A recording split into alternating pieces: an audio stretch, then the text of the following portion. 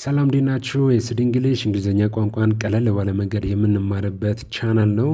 እንግሊዘኛ ቋንቋ ለጀማሪዎች ክፍል 37 ይዤላችሁ መጥቻለሁ። በዛሬው ትምህርታችን የቃላት ክምችቶቻችንን 664 እናደርሳለን። በቀጥታ ወደ ዛሬው ትምህርት እንለፍ።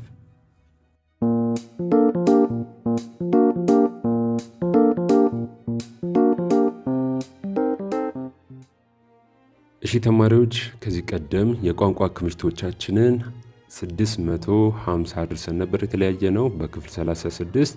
ዛሬ ደግሞ በክፍል 37 ከ650 እንቀጥለን እንማማራለን። 651 ፋን ማቀዝቀዣ። ምስሉን ተመልከቱ።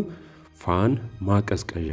በነገራችን ላይ እኛ በደንብ ምስሉን አይታችሁ እንድትረዱ ነው። እንግሊዘኛ ቃላቱን ትሰማላችሁ፣ ጽፈንላችኋለም። ምስሉን ታዩና አዋዳችሁ እንድትይዙት ነው እንጂ ፋን ሌላም ትርጉም አለው። ደጋፊ ማለት ነው ፋን። ቃሉን ስትይዙ በአማርኛ ከምስሉም ጋር ሲሆን አይምሮ በቀላሉ አዋዶ አገናኝቶ ይዘዋል። ከዛም ባለፈ ደግሞ ቃላቶች ላይ ብቻ ትኩረት ማድረግ ሳይሆን ሐሳቦቹን፣ እንግሊዘኛ ቋንቋ ሐሳቦቹን ነው መያዝ ያለባችሁ። ንግግር ላይ ቃላቶች የተለያዩ ትርጉም ሊኖራቸው ይችላሉ እና ያንን ማወቅ አለባችሁ። ለዛ ነው ምስሎቹን ጨምረን በቀላሉ አይምሯችሁ እንዲያከማች።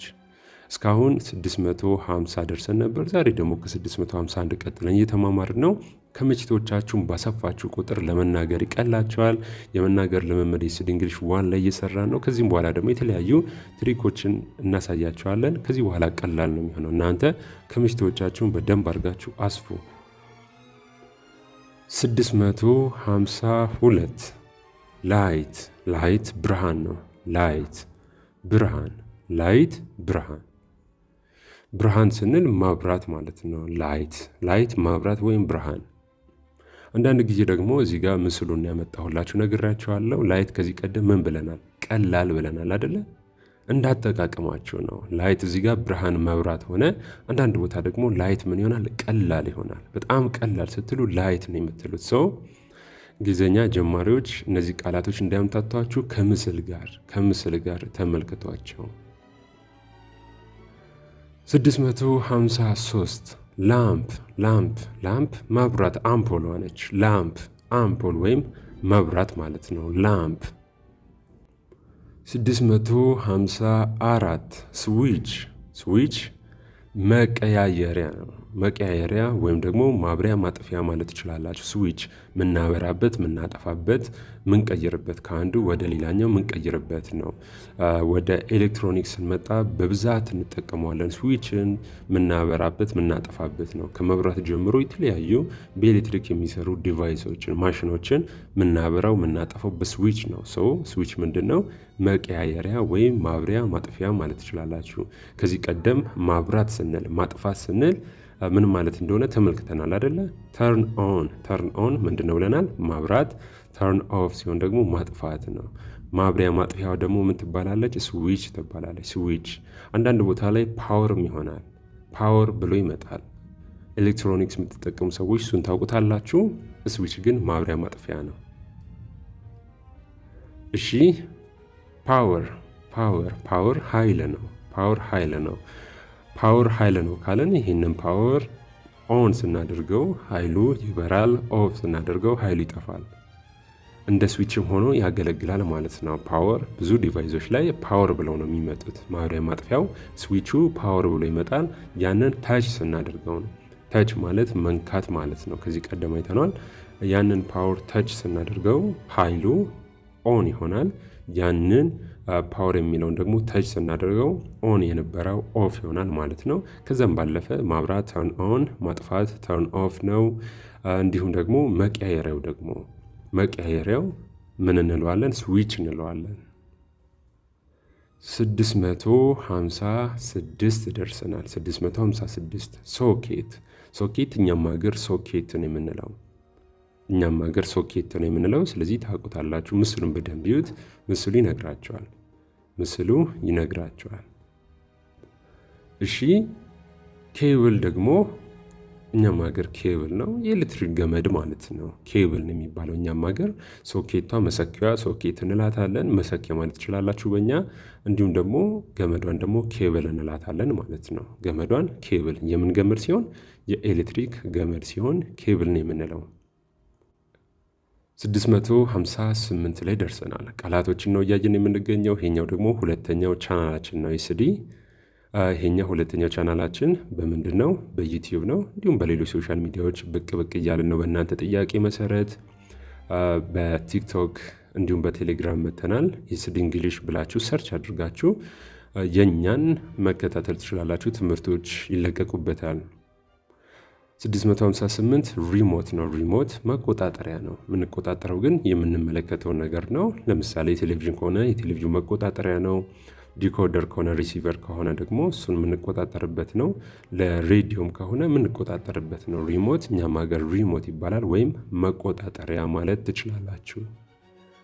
659 ስክሪን የምትመለከቱት ነው። ስክሪን ምስሉን የሚያሳየን ነው። ቴሌቪዥን ላይ ሊሆን ይችላል፣ ኮምፒውተር ላይ ሊሆን ይችላል፣ ስልክ ላይ ሊሆን ይችላል። ስክሪን የምንለው ምስሉን የሚያሳየን ነው ማለት ነው። ምስሉን የምናይበት ጥቁሩ ሰሌዳ እንለዋለን፣ ስክሪን እንለዋለን። ስክሪን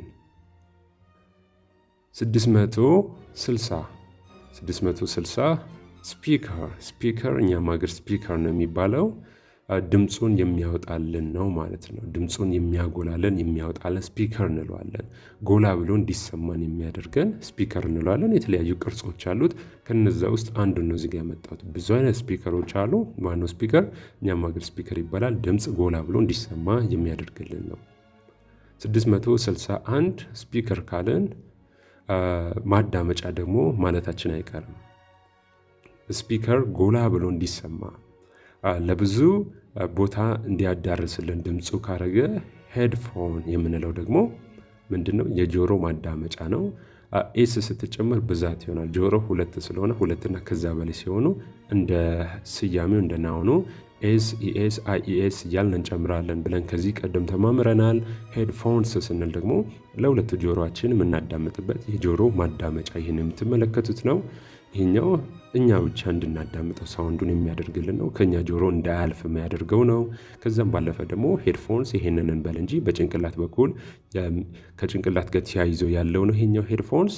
ኤርፎንስ የምንላቸው ደግሞ ምንድነው? ጆሮ ውስጥ ብቻ የሚገቡት በገመድ ተደርገው ጆሮ ውስጥ የሚገቡት ኤርፎንስ እንላቸዋለን ማለት ነው። የጆሮ ማዳመጫ ነው። 662 ማይክራፎን ድምፃችንን የሚቀበለን ነው። ድምፃችንን የሚወስድ የሚቀዳ የሚቀበለን ማይክራፎን እንለዋለን። የተለያዩ ማይክራፎኖች አሉ። የማይክራፎኑን ጥቅም ካየን እዚህ ጋር ከማይክራፎኖች ውስጥ አንዱ ታይፕ ነው ማለት ነው። 663 ቻርጀር ሁላችሁም ታውቁታላችሁ። ኃይል ማሚያ ነው። ከስልክ ጀምሮ እስከ ኮምፒውተር እስከ ሌሎች ማሽኖች ጭምር ኃይል የምንሞላበት ነው። አሁን መኪናም ጭምር ቻርጅ ይደረጋል። ኃይል የምንሞላበት ኃይል ማሚያ ነው። ቻርጀር ካለን ደግሞ ቻርጅ የሚደረገው ምንድን ነው? 664 ባትሪ ነው። ባትሪ እኛም ሀገር ባትሪ ነው የሚባለው። ቻርጆችን አምቆ የሚይዝልን ነው ማለት ነው። ዛሬ የመጨረሻ እናደርገዋለን። በቀጣይ በክፍል 38 ከ665 ቀጥለን ያለን። ዛሬ ያቆምነው 664 ላይ ነበር። ኤስዲ እንግሊሽ ሁለቱንም ቻናሎች እንዲሁም ሌሎች ሶሻል ሚዲያዎች ላይ ተከታተሉን። ዩቲዩብ ላይም ሰብስክራይበርስ አድርጉ። በሁለቱም ቻናሎች ላይ ሰብስክራይብ አድርጉ። ቀጣይ እስክንገናኝ ድረስ መልካም ጊዜ ለሁላችሁ።